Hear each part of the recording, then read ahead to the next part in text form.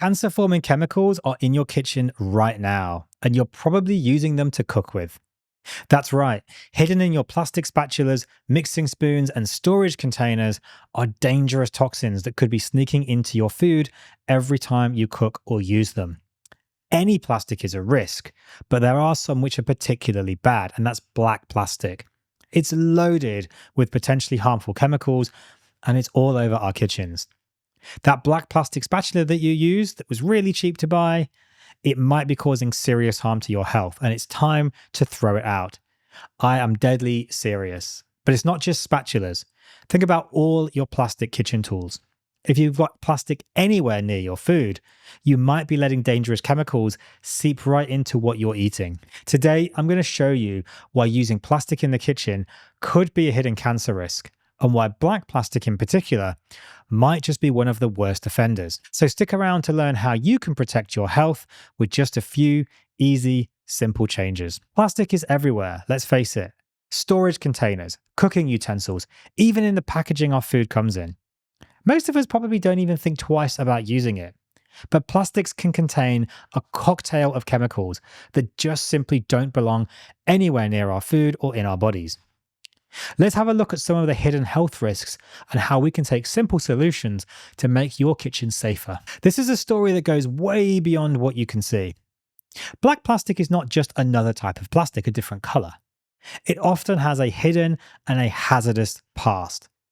Many black plastic items in our kitchens, from spatulas to ladles, are made from recycled electronic waste, including outdated electronics like televisions, computer monitors, and other various electronic components.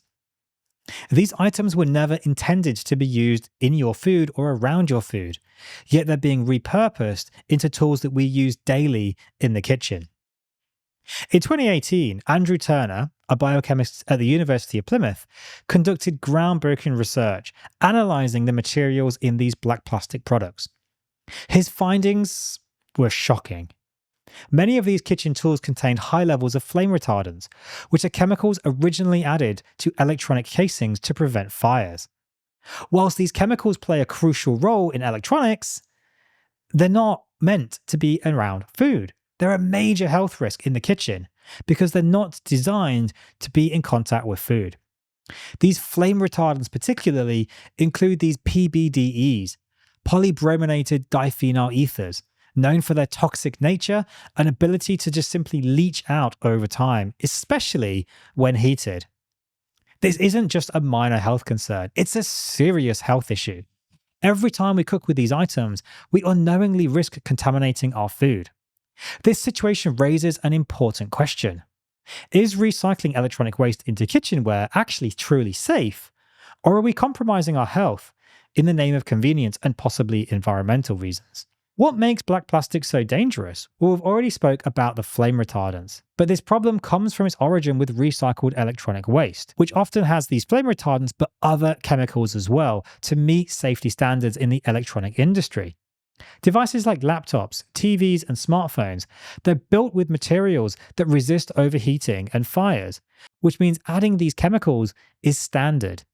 But these chemicals have zero place in our kitchen and zero place in our food, and definitely zero place in our body. The critical issue here, though, is these chemicals and flame retardants usually don't bind strongly to plastic molecules. Some chemicals will remain stable within a material, but most will not, and they'll gradually escape from the plastic into your food, especially when the item is heated, which it often does. Every time you use that plastic utensil in cooking, particularly with hot oils or acidic foods, the chances of these chemicals migrating into your food increases dramatically. The heat from cooking accelerates this migration, making it almost inevitable with frequent use.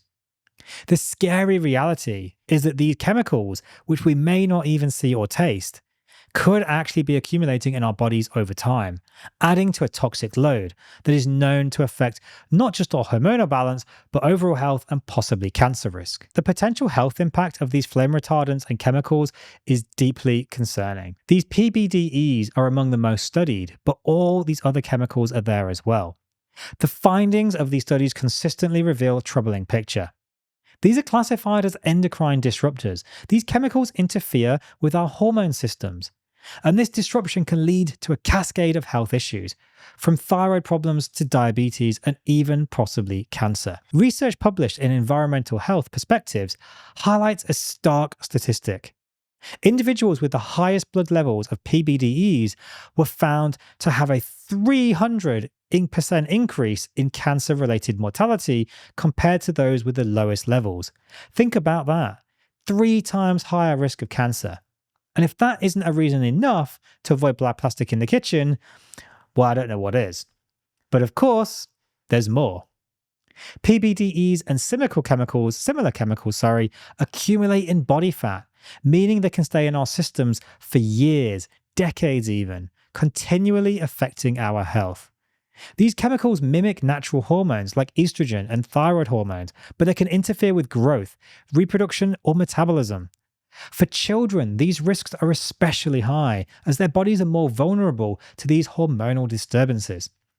This data isn't simply abstract or made up. There are thousands of studies supporting these findings, pointing to real health risks associated with routine exposure to flame retardants and chemicals in our homes. These flame retardants and other chemicals have probably infiltrated your life in far more ways than you might realize. They're not just present in black plastic utensils that I've been talking about, but they're found in a variety of everyday items, from children's toys to inexpensive costume jewelry, even in the plastic trays used to serve sushi, for example. The scope of the potential exposure is staggering and shocking. I have relaunched the website, themeatmedic.com, with our brand new site and brand new community features, as well as new guides and new courses. Make sure you check out the website at themeatmedic.com and sign up free for our community.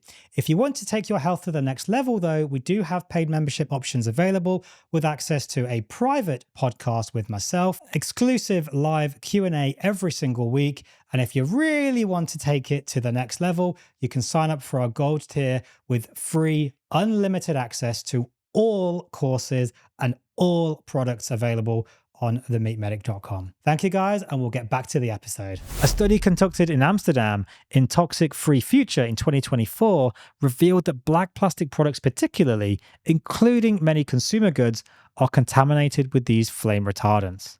This means that every time you handle or use these products, there's a chance you're exposing yourself to these toxins. What's even more alarming, though, is the presence of these chemicals in household dust. In many homes, dust samples have been found to contain flame retardants and these other chemicals, which can enter our bodies through inhalation or accidental ingestion, especially in homes with children who frequently put their hands in their mouths, like my daughter Charlotte. She can't stop sucking her thumb. PBDEs have also been found in breast milk, meaning that nursing infants may be exposed from birth.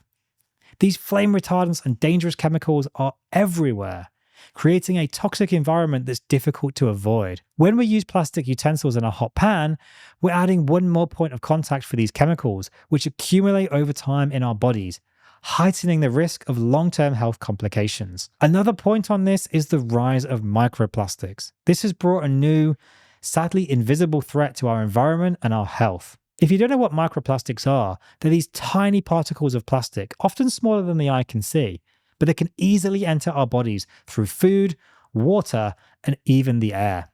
These particles break off from plastic items, especially under high temperatures, like those used in cooking. In 2019, a study published in Environmental Science and Technology found microplastics in human stool samples from 8 countries, suggesting that people all over the world are ingesting these particles without knowing. Nobody's knowingly eating plastic. Microplastics don't just accumulate in the digestive system, though. They're small enough to enter the bloodstream, potentially spreading throughout the body and causing inflammation in various tissues. The real concern here isn't just the plastic particles themselves, but of course also the chemicals that they carry with them, including these flame retardants like PBDEs and other endocrine disruptors. Early research into this indicates that microplastics could potentially contribute to a range of health problems, including inflammation, which we know is a precursor to many chronic diseases. With every plastic spatula used, for example, we might just be introducing another dose of these microscopic particles into our bodies, into our systems, increasing the toxic exposure over time. Recycling black plastic is an enormous challenge that has a lot of health implications. Because of the way that recycling facilities process different types of plastic, black plastic often goes unnoticed by the sorting sensors, which are usually designed to identify lighter colours.